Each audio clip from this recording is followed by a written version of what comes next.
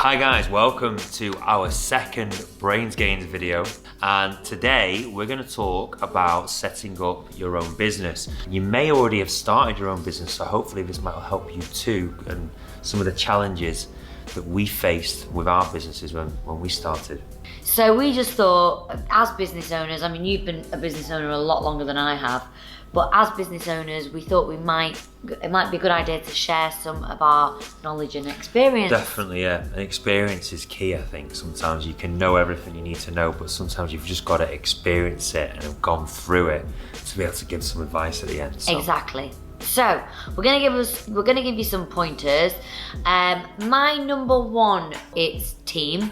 I think it's really, really important that you get together a good team. It might be that you start your business just yourself, and then over time you start to obviously employ people, and you know, as your team starts to grow, you delegate more tasks to people, and that's why it's so key that you get together a team that you trust, that you feel are on the same wavelength as you, that you connect with, and that you trust. Yeah, and I think also, you know, and this is something that I've learned the hard way, is, you know, when you start a business, you know, if you talk to people who've got super successful businesses, and we're talking about people like Richard Branson who've got mega companies and things, they always say that they surround themselves with a team that can do each individual job better than they can. Yeah. So it's having the right people with the right set of skills and right expertise that are able to execute jobs better than you are at those things. Because if you try to do all of those things and you've maybe not got that much experience, or you're just dipping in and out of it, you're not going to do it as effectively. Exactly, it's so true.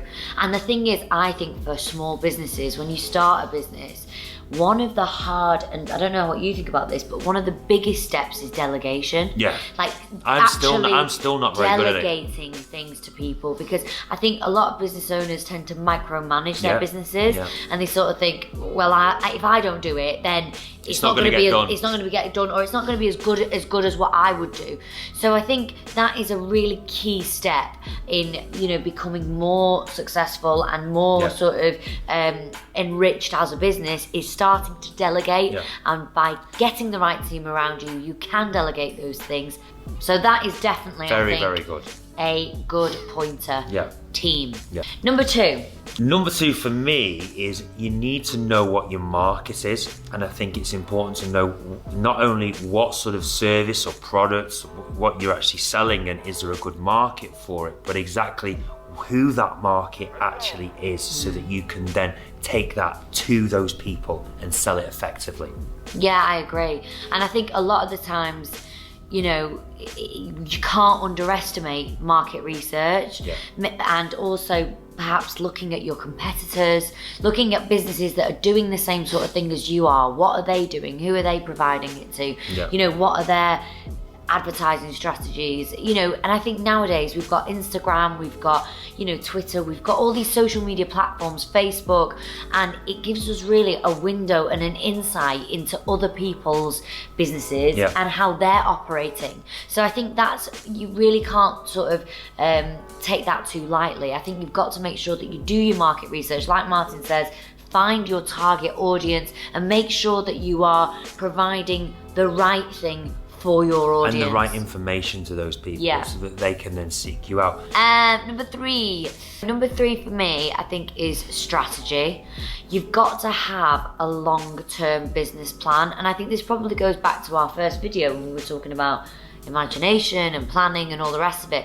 I think it is important to sit down and, you know, have a goal and a vision, and, you know, it doesn't have to be mega goals, but I think it needs to be, you need to have a clear structure, and you need to be following a structure, and every time that you hit that milestone, you know, that's something that you can tick off. If you think about, like, when people go and want investments and they go and pitch ideas, like things like Dragon's Den and all that, Shark Tank and all those kind of things, what they're doing is they're taking a business plan to these people, and that business plan has to be pretty good. It has to be logical. It has to be well thought out, and it has to be realistic and attainable.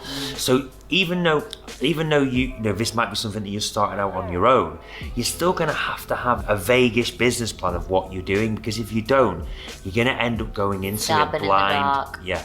And you don't want to do that, and you'll encounter problems that you didn't realise were there. So by having some sort of business plan starts for you to forward plan or pre-warn yourself of potential pitfalls along the way. Tip number 4, try not to make the business about yourself.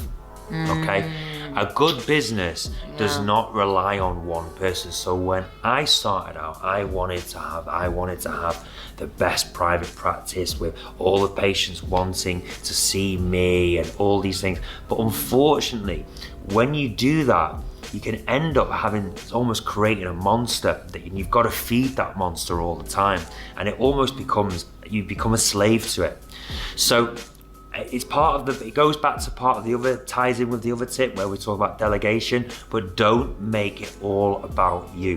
But what we're trying to say is, it's a good idea to build your brand and build people within that brand and build it together. Build it together so you're not on your own. Number five for me is don't give up, because I think there are so many, bumps in the road, and you're going to go through ups and downs. There's going to be good times, there's going to be really shit times. There's going to be people that tell you that you're going to fail. That you can't do it. People are going to your want mum, you your to dad, fail. your family, your friends. It may be people that are even really close to you might turn around and the naysayers, as Arnold Schwarzenegger calls them, the naysayers. The people that go, you can't do that.